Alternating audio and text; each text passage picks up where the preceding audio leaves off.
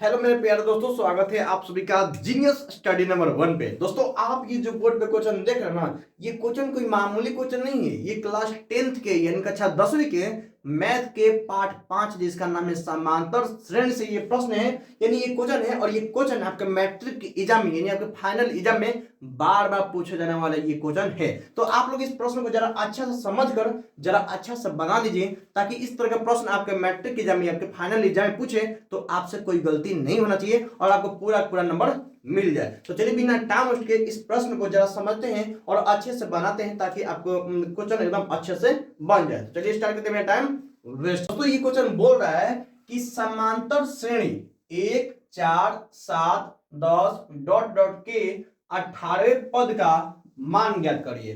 कहने का मतलब इसका ये है कि ये दिया है वो a1 का मान, ये a1 का मान दिया है, ये a2 के मान दिया है, ये a3 के मान दिया है और ये a4 के मान दिया है, ठीक ना।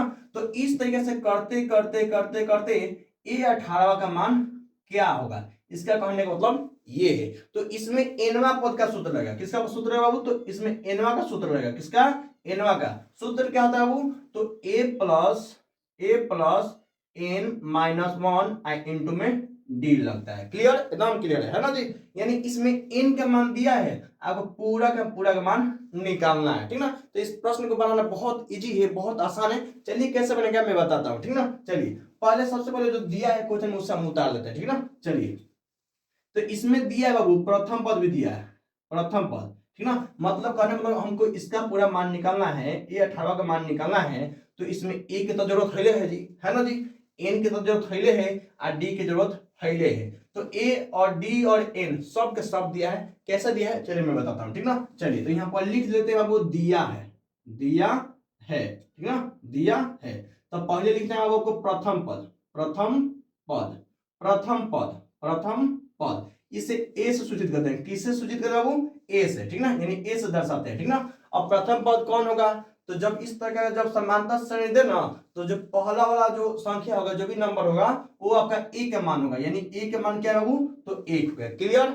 उसके बाद से निकालना है आपको डी का मान, आपको निकालना है डी का मान। डी को क्या कहते हैं बाबू? तो डी के बाबू सार्वंतर कहता है। क्या कहता है बाबू?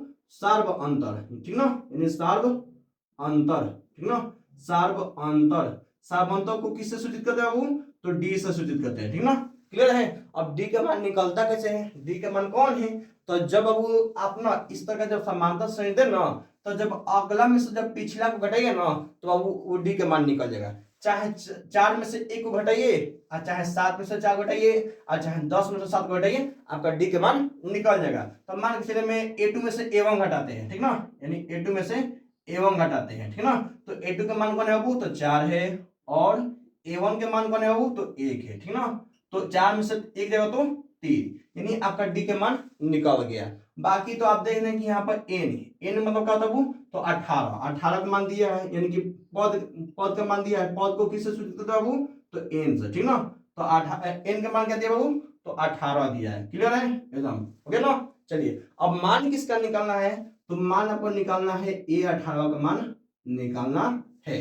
तो मैं बता रहा हूं, जब भी मतलब कि ये पद निकालो, ये पद क्या होगा, जब भी उस तरह का प्रश्न पूछे तो आपको एन पद का सूत्र लगाना है। सूत्र क्या है बाबू? तो ए एन यानी एनवा अब बराबर होता है ए प्लस एन माइनस 1 इंटू में डी। अब सबका मान रख दो, क्लियर हो जाएगा। ये ए है तो ए, एन का मान है बाबू कितना? 18, यानी a18 मान निकालना ही है हमको। ए का मान दिया बाबू 1, कितना दिया बाबू? 1, अब प्लस दो प्लस, एन के मान कितना है बाबू? तो 18, अब माइनस तो माइनस, 1 है तो 1, इंटू है तो इंटू, डी का मान क्या बाबू? तो 3 है, ठीक ना। चलिए यानी a18 का मान 1 प्लस 18 में से 1 जगह तो 17, इंटू के मतलब होता है गुना, ठीक ना। चलिए ये तो आपको पता हुआ ही। a18 बराबर क्या होता है? 1 प्लस 17 है 51, ठीक ना। यानी कुल मिला बात करें तो आपका a18 का मान कितना है वो?